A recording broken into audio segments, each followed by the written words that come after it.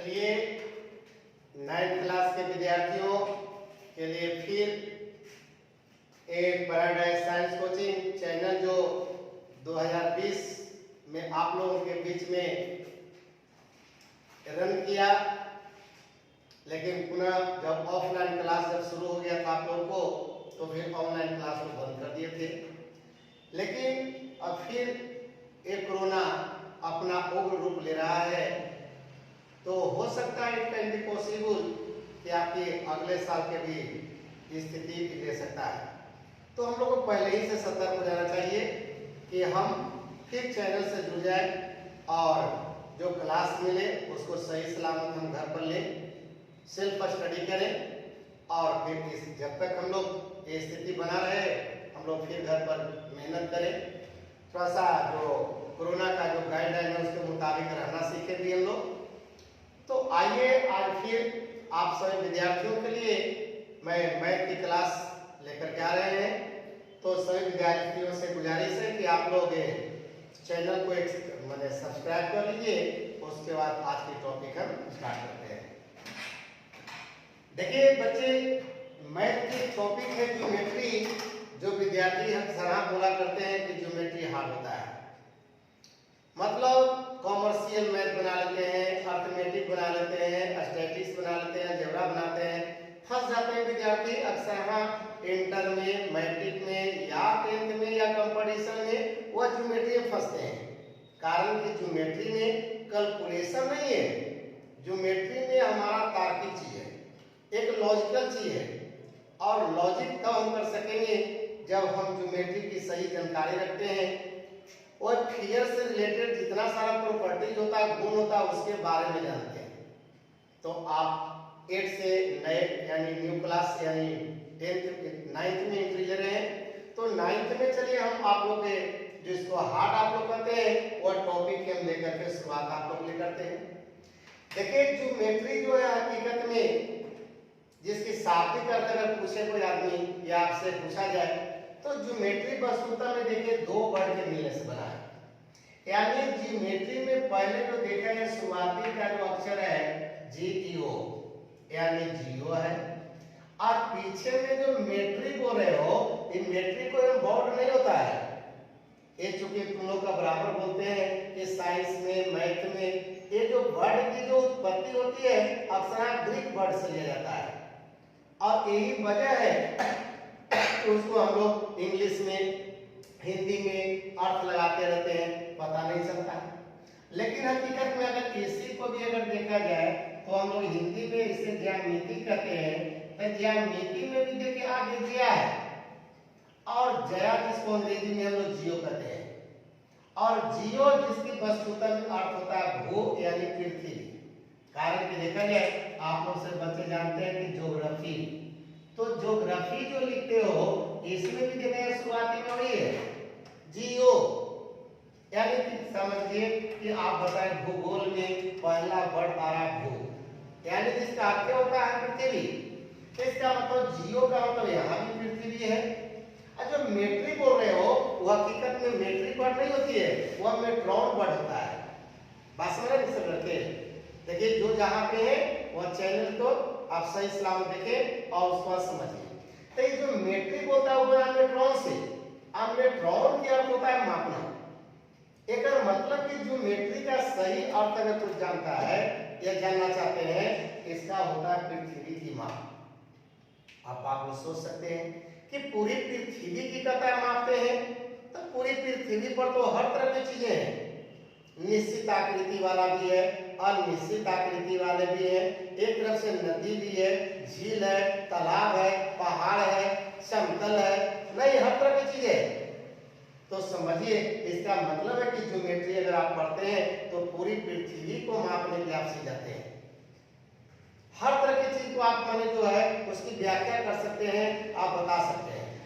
अंतर एरिया देखिए ज्योग्राफी जो कहते हो तो ये ज्योग्राफी में देखता पूरे पृथ्वी की कहानी जो है हम लोग मैप से पढ़ते हैं। ग्राफ पीछे देखो लगा ग्राफ, तो मैप वाला ग्राफ नहीं, ये जो होता है ज्योग्राफी में जो ग्राफ कहता है वह मानचित्र को बोलता है। मैप देखते हैं ज्योग्राफी के टीचर जब पढ़ाते हैं उससे हिमालय पहाड़ है, यहाँ से गंगा नदी निकली है, यहाँ से एक पठार निकल है, यहाँ पर एक जंगल है, वो सारे चीज देखिए आपको पृथ्वी का जो आपका मैप है, मानचित्र है, उसी पर सारा चीज आपको दर्शा देते हैं। लेकिन हम लोग के ज्योग्राफी नहीं, ज्योमेट्री में जब चले आते हैं तो फिर मानचित्र को हटा करके आई पृथ्वी पर जितनी तरह की आकृतियां होती है उस आकृति को गुण पढ़ते हैं, आप गुण बताते हैं इसको किसको कौन सी कहा जाता है। देखा जाए एक ज्योमेट्री के बारे में बता रहे थे कि अगर गणित की पैदाशी हुई, अगर गणित का जन्म होता है तो समझिए कि आपका ज्योमेट्री होता है। इसलिए कहा जाता है कि geometry is the father of the math. अगर गणित का सही पिता है तो वह ज्योमेट्री, क्योंकि चाहे अंक गणित हो, 1 2 3 जो गिनती लड़कन को सिखाता है वो भी एक आकृति है। अब किसी आकृति के बारे में पढ़ रहे हो तो समझे कि ज्योमेट्री का देंगे। क्या बताएगा सोच करके कि आपने कहता 1 है, 2 है, 3 है, ये बोलता है ए है, बी है, सी है। सोचिए ये सब तो सिंबल है, आकृति है। क्या बिना पढ़े लिखे लोग कहेंगे कि क्या अक्षर लिखा हुआ है, तुम थोड़े बोल पाएगा। ये भी एक आकृति है और ये भी एक आकृति है। तो ये सब देखिए 1 2 3 जो बच्चों को जो गिनती सिखाते हैं वह समझिए उसी समय ज्योमेट्री को सिखाना शुरू कर दिया। ये समझ लीजिए, भले ही बच्चा नहीं समझता है लेकिन आप जान लीजिए कि कहीं आकृति के बारे में कुछ बता रहे हो तुम तो समझो कि ज्यामिति की बात बता रहे हैं। और ये ज्यामिति का जन्म देने वाला सोचो कितनी महान होगा, जिनको हम यूक्लिड कहते हैं, जिसको ज्यामिति का पिता कहते हैं। बात समझ रहे हो, इसका मतलब सबसे महान ये रहे आपने।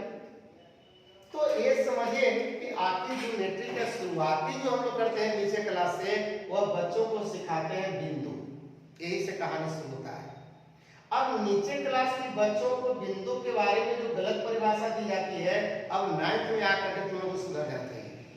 नीचे क्लास में बच्चे लोग को पढ़ा दिया है कि वह आकृति जिसमें लंबाई चौड़ाई मोटाई कुछ भी नहीं हो तो उसको बिंदु कहते हैं। तो बताओ सोच करके कि जिसमें कुछ भी नहीं रहेगा तो उसको आंखों से कैसे देख पाएंगे। इसलिए बिंदु की परिभाषा जो नीचे क्लास का बोलते हैं वो गलत हम लोग बोलते हैं। तो बिंदु की परिभाषा आज तक सही सलामत आ जाए कि आप सटीक ढंग से नहीं दे सकते। किसी तरह से अगर परिभाषा भी देना चाहते हैं वो आप समझिए कि परिभाषा गलत हो जाती है। इसलिए अब 9th क्लास के बच्चे आप लोग से अगर कोई बोलता है कि बिंदु किसे कहते हैं तो उनको बोलना चाहिए कि बिंदु एक अपरिभाषित राशि है, यानी कि काल्पनिक राशि है, कल्पना कर सकते हैं, उसको देख हम नहीं सकते हैं।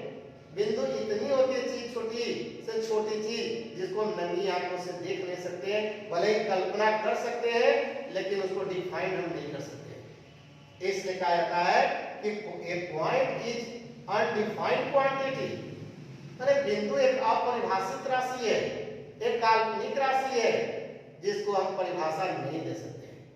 बात समझ रहे? तो एक बिंदु की बात रही। अब हम कॉपी पर जब बिंदु देते हैं तब 2 बिंदु जो बोलते हो कि कोई भी अगर 2 बिंदु दिया जाता है तो कहता है इससे वो सरल रेखा खींच दिया। नहीं, कोई भी मानते हैं कि अगर 2 बिंदु दिया गया और कहता है कि दोनों बिंदु को मिलाइए तब 2 बिंदु तो हमेशा बताओ कि एक सीध में रहता है, कहीं तरफ से देता है वो सीध में है। लेकिन 2 से अगर ज्यादा बिंदु अगर देता है तब यहाँ पे तो सवाल हो जाती है। तब वही बनता है कि बताओ कि वह कर्व बने हैं वो लीनियर पॉइंट्स है कि नॉन कोलिनियर पॉइंट्स है, जिसको कहते हैं कि संरेख बिंदु ये है। और कभी कभी बोलता है कि असंरेख बिंदु है।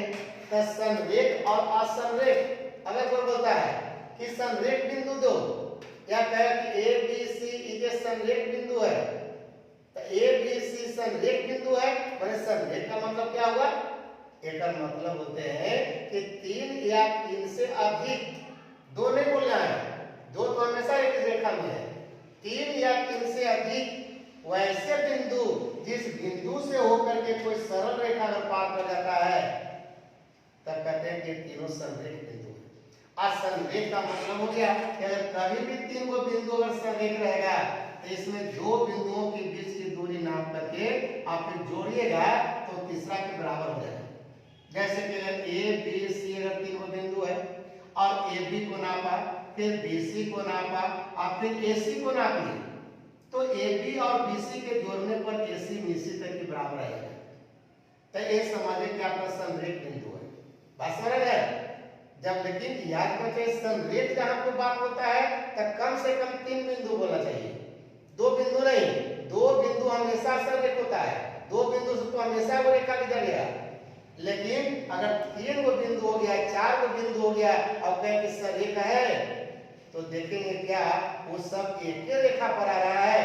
स्केल रख करके अगर खींचेगा, अगर एक ही रेखा में आ गया तब बोलते हैं कि यहाँ संरेख बिंदु है। बात समझ हो?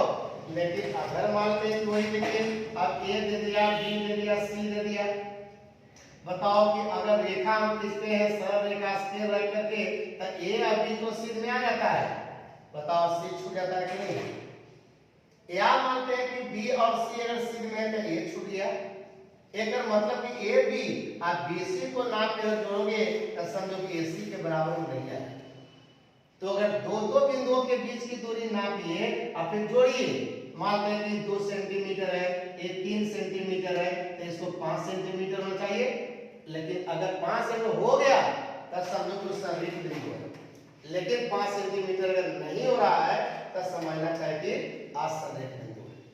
क्लियर है?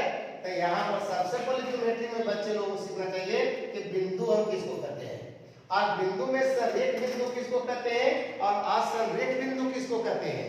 तो ये बात को थोड़ा सा दिमाग में रखिएगा। अब बिंदु के बाद बच्चों लोग को सिखाया जाता है रेखा, जिसको हम लोग कहते हैं लाइन। अब नीचे क्लास में देखिए बच्चे लोग यानी 7वां 8वां में पढ़े आप लोग, तो वहां पर भी रेखा की परिभाषा गलत पढ़ जाते हैं। वो क्या पढ़ते हैं कि वैसी आकृति जिसमें लंबाई होती है किंतु चौड़ाई मोटाई नहीं होती है। तो चौड़ाई मोटाई जब नहीं होती है तो बताओ फिर उसको हम देखेंगे कैसे। एक मतलब ये भी परिभाषा यहाँ पर गलत करता है। तब आप जब 8 से 9 क्लास में आ गए हैं तो रेखा की परिभाषा भी आपको बदलना चाहिए। तो वो परिभाषा क्या बोलना चाहिए? तो उनको यही बोलना चाहिए कि बिंदुओं के समुच्च को रेखा कहते हैं। समुच्च का मतलब था संग्रह। एक मतलब है कि ये जो रेखा देते हो जिसमें इधर भी तीर का निशान दे दिया, इसमें इधर भी तीर का निशान दे दिया, एक मतलब कि यहाँ पर जितना सारा है तो देखिए बहुत सारा बिंदु है। जैसे दीवार देख रहे हो, अब दीवार में बताओ ईंट के ऊपर ईंट के ऊपर ईंट के ऊपर ईंट लगा दिया तो कहते हैं कि दीवार ईंटों का समुच्च हो गया। किसका समुच्च? ईंटों का समुच्च है। उसी तरह से कोई कहे कि बताओ रेखा कौन चीज से बनता है, तो बोलेंगे बिंदु के मिलने से बनता है। दीवार कौन चीज के मिलने से बना? तो ईंट के मिलने से बना, है ना। उसी तरह से कहे कि जैसे आपका शरीर कौन चीज से बना, तो कहते हैं कोशिका के मिलने से बना। तो कहते हैं कि शरीर कोशिकाओं का समुच्चय है, तो रेखा बिंदुओं का समुच्चय है। और रेखा जब भी खींचना चाहिए इसके दोनों तरफ तीर का निशान देना चाहिए, इसलिए कि रेखा दोनों तरफ बढ़ती है। उधर भी बढ़ सकता है, इधर भी बढ़ सकता है। इसलिए किताबों में लिखता है कि रेखा की निश्चित लंबाई नहीं होता है। बात समझ रहे हो? हाँ, अगर इस पर हम लोग कहीं बिंदु का नाम दे देंगे फिर वो रेखा नहीं रहेगी। रेखा का मतलब बीच में कहीं पर भी बिंदु नहीं दिया हुआ है। अगर देना ही है तो लास्ट में देते हैं स्मॉल लेटर दी जाती है, छोटी अक्षर दी जाती है, तब बोलते हैं कि ये रेखा हो गया। तो आज हम लोग हम ज्योमेट्री का मतलब बताए, ज्योमेट्री का शुरुआत कहाँ से होती है और फिर आगे की कहानी किस पर निर्भर करता है। तो आज की क्लास से यहीं पर स्टॉप करते हैं। सभी बच्चों